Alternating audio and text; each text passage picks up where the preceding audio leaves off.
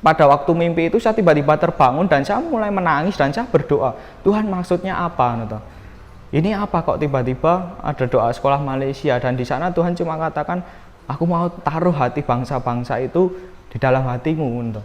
Dan di situ saya mulai menangis, Tuhan, sekolah-sekolah di Indonesia aja belum selesai, masih ada banyak sekolah-sekolah yang harus dikerjakan, ada anak-anak yang mereka masih nakal dulu sama seperti saya, nakal dan lain sebagainya, tidak mengerti tujuan hidup. Shalom, Berita Mujizat TV adalah media online Kristen yang memiliki visi menyuarakan kebenaran dan menghasilkan perubahan. Terus dukung kami untuk menyuarakan kebenaran dengan cara like dan subscribe channel YouTube kami, dan jangan lupa untuk share video-video kami. Selamat menonton, Tuhan Yesus memberkati. Shalom, Yesus Tuhan. Perkenalkan, nama saya Giasi Dianegara. Saya asli Solo, saya lahir dari Solo juga. Saya besar di Solo, dan sekarang saya bekerja di Yayasan Saluran Berkat untuk Negeri, full time di sana di bagian kerohanian, dan saya juga kuliah di Sekolah Tinggi Misiologi. Dan saya mau bersaksi saudara tentang apa yang terjadi di dalam hidup saya ketika saya mengalami perjalanan rohani, perjumpaan pribadi dengan Tuhan Yesus itu sendiri. Saya lahir dari keluarga yang biasa-biasa saja, tidak ada yang istimewa, dan ya seperti keluarga yang lainnya juga. Dan ketika pada waktu saya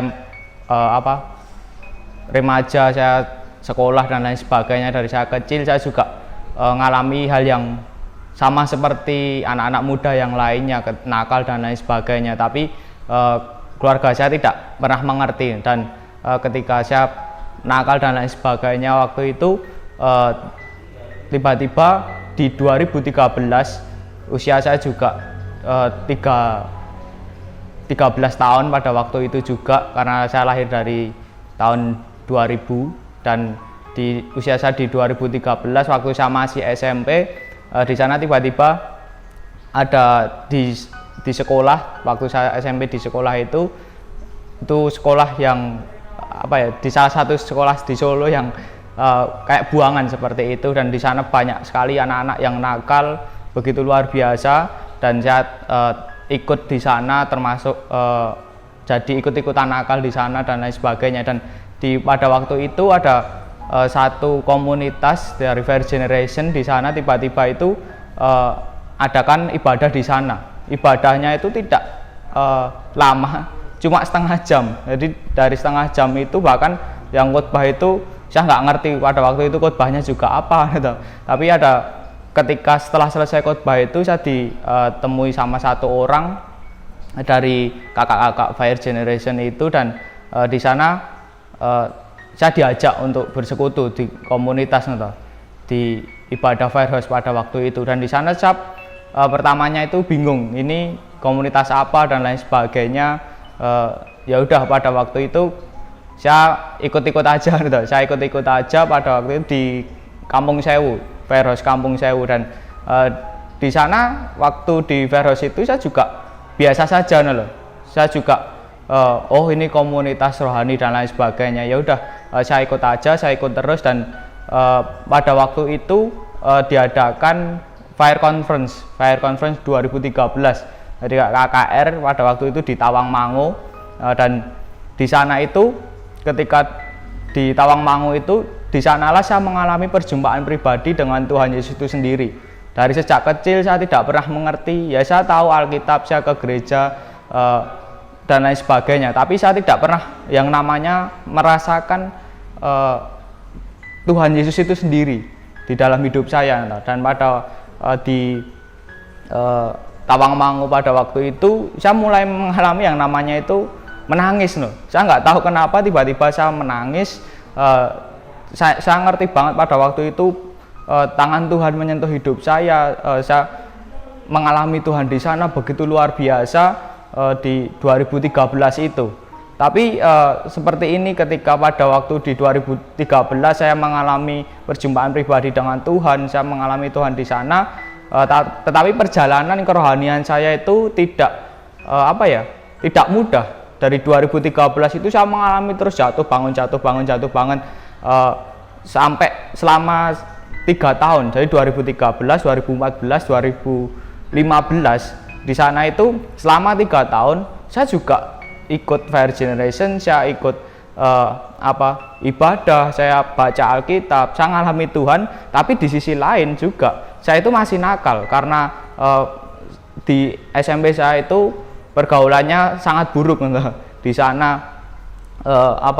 Begitu luar biasa. Ada satu hal yang bagi saya cukup kalau saya ingat-ingat itu juga kayak pengen ketawa sendiri karena pada waktu itu ada di hari Jumat, dan di hari Jumat itu ada Firehouse Kampung Sewu, dan di sana diajari untuk sebelum Firehouse, sebelum ibadah kita puasa dulu, kita puasa. Jadi selama 1 hari itu di hari Jumat saya itu puasa, saya puasa di sana, saya puasa. Dan tiba-tiba itu di sekolah saya mengadakan tawuran dengan sekolah yang lain itu. Pada waktu masih zaman-zamannya tawuran, keroyokan dan lain sebagainya seperti itu.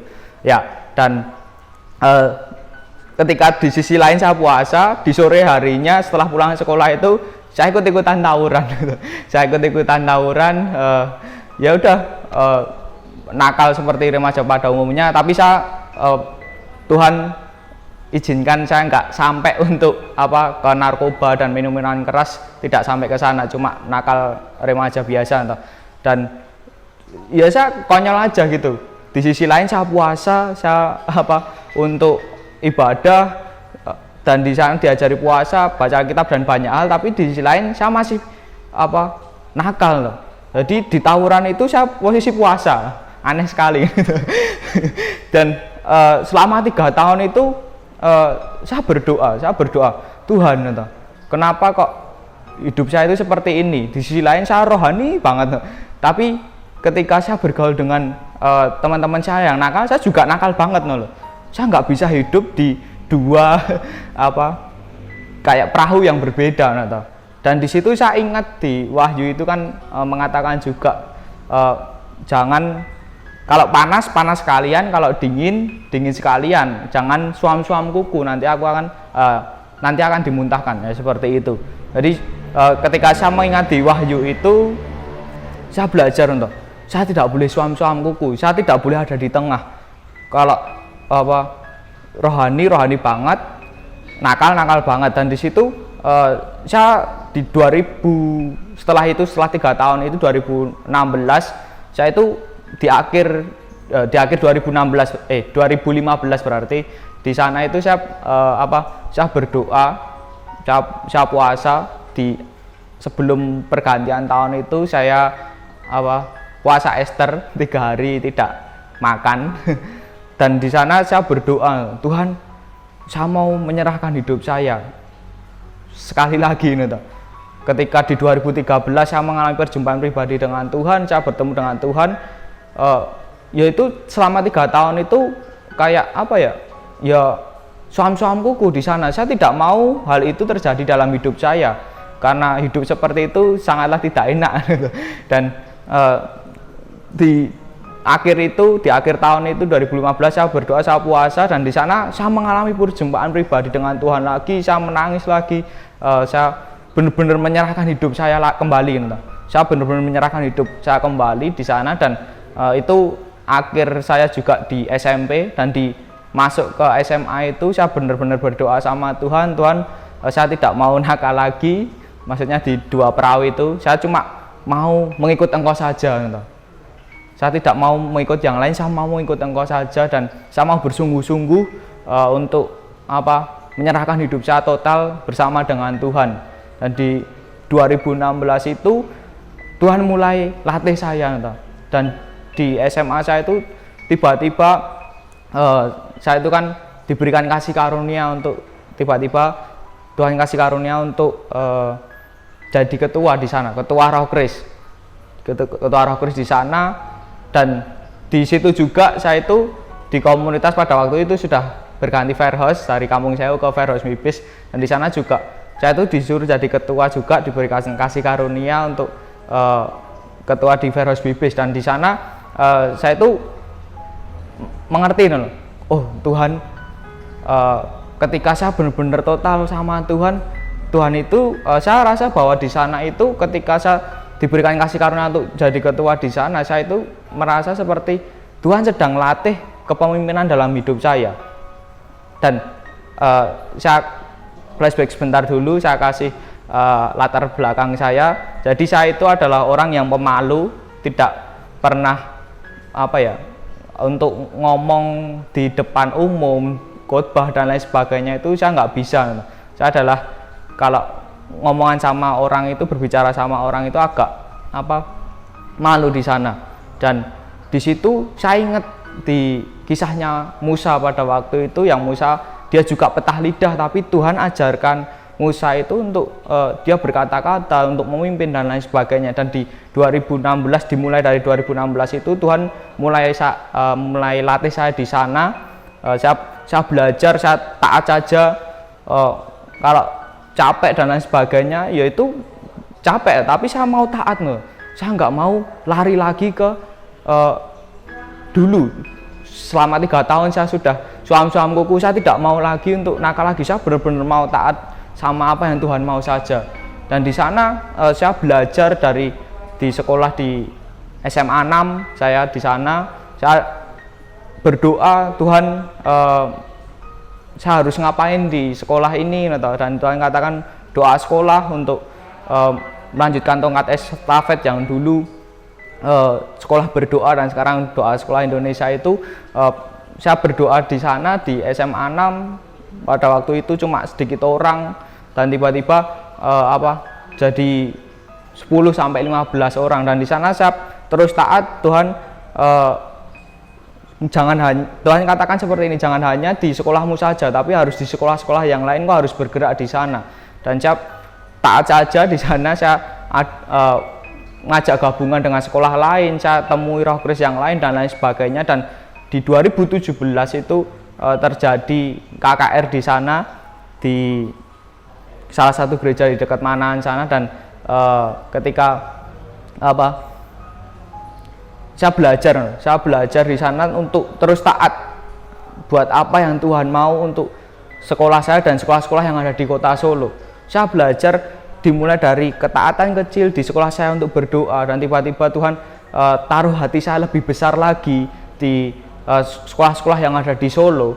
Dan pada waktu itu di KKR itu banyak orang yang mengalami Tuhan, dan banyak roh kudus yang mulai dibangkitkan. Ada banyak sekolah-sekolah yang mulai berdoa sekolah, dan terjadi banyak hal di sana. Dan setelah saya lulus di 2018, saya itu berdoa sama Tuhan, Tuhan saya mau kuliah atau saya mau kemana. Dan di sana ada satu hal yang cukup unik. Jadi ketika saya ibadah dan ada KKR juga, ada retreat encounter, di sana itu ada pengkhotbah yang berbeda-beda. Tapi ketika mereka altar call, pengkhotbah itu altar call, di sana itu altar call-nya itu selalu siapa yang mau jadi hamba Tuhan boleh maju ke depan, saya akan doakan. Berulang kali, ada tiga kali yang entah itu ibadah di mana, selalu altar call-nya itu seperti itu. Dan di sana itu saya mulai, hati saya itu kok deg-degan loh, kok harus maju. Dan Tuhan tiba-tiba gerakan saya untuk maju gitu. Saya untuk maju, dan saya menangis di sana. Saya tidak mengerti apa yang terjadi, dan ternyata Tuhan berbicara dalam hidup saya. Tuhan mau pakai hidup saya lebih gitu. Dan di sana saya mulai mengerti panggilan hidup saya untuk saya hamba Tuhan, dari pendeta untuk memberitakan Injil. Dan di waktu itu setelah saya lulus, saya langsung ambil sekolah misi, dan saya juga menyerahkan hidup saya full time di yayasan ini untuk mengerjakan sekolah-sekolah yang ada. Dan sampai sekarang saya mengerjakan sekolah-sekolah di bangsa ini, di kota-kota, dan banyak hal untuk membangkitkan doa sekolah yang ada di sekolah-sekolah di bangsa ini. Dan di tahun 2020 ini, saya ingat benar di tanggal 9 Oktober 2020, saya ingat pada waktu itu saya tidur dan di waktu saya tidur itu tiba-tiba Tuhan beri saya mimpi, dan di mimpi itu saya melihat bahwa ada anak-anak sekolah, ini bukan di Indonesia, di Malaysia. Pada waktu itu saya melihat mereka itu berdoa di sekolah, mereka berdoa sekolah, dan mereka dengan bahasa mereka sendiri, mereka menyembah Tuhan, mereka menangis untuk sekolah-sekolah di Malaysia. Dan saya pada waktu mimpi itu saya tiba-tiba terbangun dan saya mulai menangis dan saya berdoa, Tuhan maksudnya apa? Ini apa kok tiba-tiba ada doa sekolah Malaysia? Dan di sana Tuhan cuma katakan, aku mau taruh hati bangsa-bangsa itu di dalam hatimu. Dan di situ saya mulai menangis, Tuhan, sekolah-sekolah di Indonesia aja belum selesai, masih ada banyak sekolah-sekolah yang harus dikerjakan. Ada anak-anak yang mereka masih nakal, dulu sama seperti saya nakal dan lain sebagainya, tidak mengerti tujuan hidup. Tapi saya belajar loh, kalau Tuhan katakan kau harus mengasihi bangsa yang lain, berarti ada kapasitas yang Tuhan katakan kau harus lebih. Kalau Tuhan sudah beri Malaysia itu sekolah-sekolah yang ada di Malaysia, berarti kau harus lebih untuk mengerjakan sekolah-sekolah yang ada di bangsa ini. Dan saya berdoa, bukan hanya tiba-tiba Tuhan terus gerakkan, bukan hanya di bangsa ini, tapi saya percaya ini janji Tuhan bahwa nanti akan ada doa sekolah di Malaysia, ada doa sekolah di Singapura, di Filipina, di Brunei, di Turki, di banyak negara yang lain. Mereka anak-anak sekolah itu mereka pada berdoa, karena saya melihat bahwa bukan hanya di gereja, bukan hanya di persekutuan, bukan hanya di ibadah, tapi di sekolah Tuhan itu juga berbicara.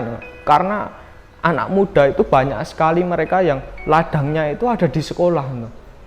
Anak-anak itu selalu berkumpul ya di sekolah. Dan Tuhan begitu sangat mencintai anak-anak muda. Tuhan begitu sangat mencintai anak-anak yang ada di sekolah. Tuhan tidak mau anak-anaknya itu yang dulu hidupnya sama kayak saya, nakal dan lain sebagainya, tidak mengerti tujuan hidup. Dan di situ saya terus berdoa untuk bangsa ini, saya berdoa untuk sekolah-sekolah yang ada. Dan saya ingat juga pada waktu itu di akhir 2018 itu saya itu ketika saya di jalan, tiba-tiba Tuhan itu seperti ada nada yang keluar, dan saya mulai nyanyikan itu, dan tiba-tiba itu sampai jam 1, jam 2 pagi-pagi pada waktu itu di jalan itu tiba-tiba ada nada yang keluar, ada lirik yang keluar. Saya cari kuncinya dan lain sebagainya, dan di sana lahir itu lagu tentang doa sekolah Indonesia. Dan di sana saya mulai mengerti bahwa hati Tuhan itu begitu besar untuk sekolah-sekolah yang ada di bangsa ini maupun di bangsa yang lain. Jadi dimulai dari benar-benar penyerahan total di dalam hidup saya. Tuhan itu begitu bekerja luar biasa melalui hidup saya, dan saya mau saya buka hati saya lebih lebar lagi untuk saya mengerti hati Tuhan. Saya mengerti usia saya sekarang masih 20 tahun dan masih ada tahun-tahun berikutnya, dan saya belajar untuk terus taat dan tidak akan pernah berhenti untuk mengerjakan bangsa ini maupun bangsa-bangsa lain.